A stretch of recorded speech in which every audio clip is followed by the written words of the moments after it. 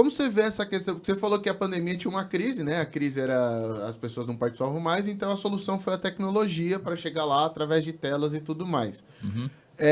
Eu tava pensando e eu tava até brincando na minha cabeça que hoje tem três coisas grandes que educam as crianças. Que uma é a família, a outra é a educação, né? A igreja, e a terceira são as telas. Deseduca, né? Pode ser deseduca também, a questão das telas.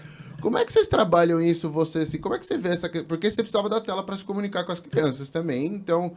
Mas tem toda uma questão de conteúdo, o Marcel aqui da Mister Roca, até outro dia tava falando um desenho que a criança dele tava assistindo no Netflix, e aí ele parou pra olhar e falou, não dá, não tem condições disso daqui. Então como é que você trata esse dilema das telas? Porque também é uma maneira de se comunicar, as crianças adoram, mas também a produção de conteúdo é muito desfavorável no sentido de para quem é fora da igreja. Eles produzem muito mais conteúdo, às vezes com muito mais qualidade. E a gente tem, eu achei muito legal que vocês tenham uma série para crianças. Vocês produzem mais conteúdo e como é que você vê essa questão das telas para as crianças? Bom, mas você falou uma coisa que é verdade. O pai, né, tem o processo, no processo de educação, tem a escola e a igreja, e tem muito as telas, né? E é um alerta que a gente traz isso para os pais. Então, o nosso principal objetivo era trazer conteúdo para os pais. Claro que a criança tem lá, ela vai assistir, mas a gente está trazendo para os pais. Pais, é você que precisa estar junto com a sua criança. Por quê? Porque hoje, e a gente fala muito sobre a geração alfa. A geração alfa é a geração que nasceu após 2010. E é interessante, né, que o que marcavam as gerações antigamente eram eventos sociais, culturais, históricos. E 2010, o que marca a geração é um evento tecnológico, o lançamento do iPad.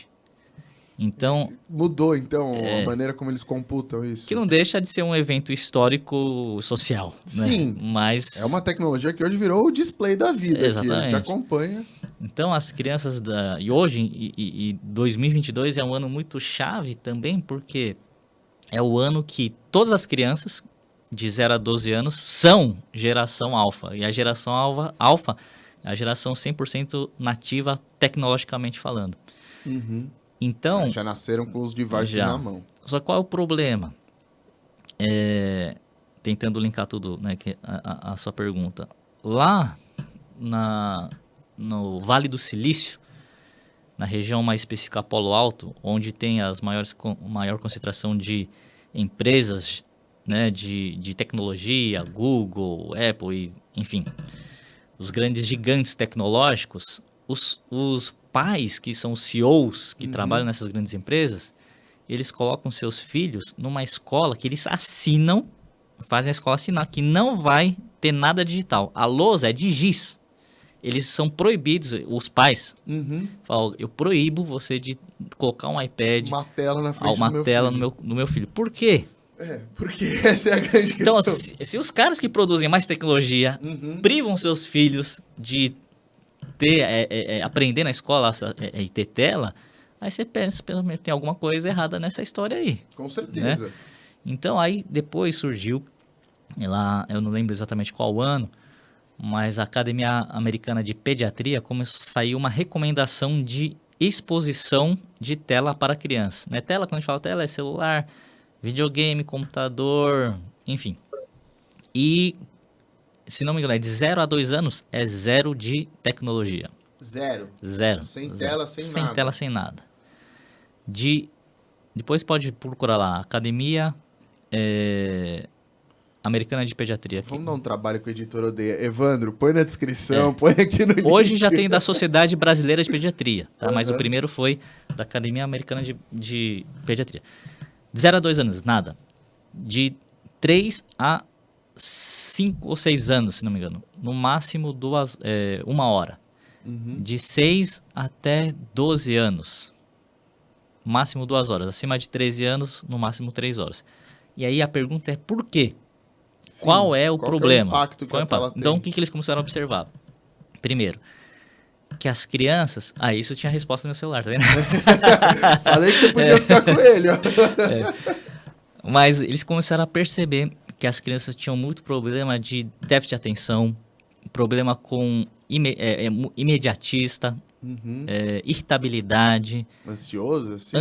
ansiedade e viram obesidade. E a obesidade não era necessariamente porque comia mais, pela ansiedade.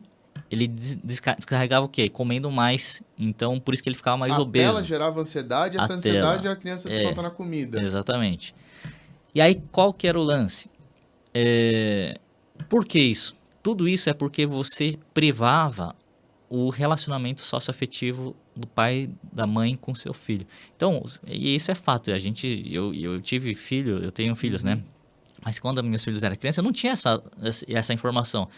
Então, eu lembro que minha filha, com 2 anos de idade, tentava passar a mão na televisão para virar a página. Como se fosse um iPad. A gente, que bonitinho. Ela sabia mexer tudo. Ela falou, nossa, olha que inteligente. Só que foi a maior coisa. Talvez se eu pudesse voltar ao tempo, eu tiraria isso. Então, querendo ou não, o celular vira uma babá. Porque o filho se distrai, o filho fica quietinho. É até uma muleta, né? Eu vejo isso direto. O pai, no restaurante. É fácil, é cômodo. Só que o que está gerando isso? Né, com as crianças. Esse é um outro dado que não é cientificamente comprovado, mas falam que ainda não se sabe exatamente a causa do autismo. E cada vez mais tem um aumento de autismo. Incidência disso. Incidência. Então, falo que a principal é a privação, tem muito a ver com o relacionamento socioafetivo do pai com a mãe. Então, você priva a criança de ter um relacionamento socioafetivo do pai e da mãe. Enquanto que a criança também está lá, o pai e a mãe também estão lá. Cada um na sua bolha. Então, assim, a gente fala, a tecnologia, ela aproxima os que estão mais longe e distancia os que estão mais próximos. Sim. Só que quem sofre mais dano são os mais próximos.